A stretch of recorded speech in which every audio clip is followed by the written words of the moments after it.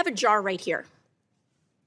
This is the current drinking water in Morgan County, Georgia, right after a data center was constructed. The metadata center was constructed. The only difference between the clean water and this was that data center. I have another one as well. So this wasn't just one well. These wasn't just one family's situation. This is what the drinking water now looks like next to that data center. And I think both of us can agree that neither one of these things are drinkable.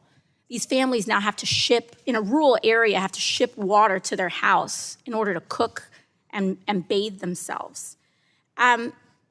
Now, I'm curious if the EPA plans any investigations on how data centers are affecting water quality and availability. I understand what you said about the rule, but are there going to be any open investigations on this issue? So as soon as I get back to the office, I will be looking into exactly what you've just talked about, because anywhere, whatever type of construction it is a priority to ensure that water quality standards established by EPA are being met. And so we'll be looking into that certainly. Thank you. I sincerely appreciate that because I think this is of utmost importance, and we're seeing this happening across the country. I'd also like to ask about the administration's push to build more data centers by fast-tracking construction.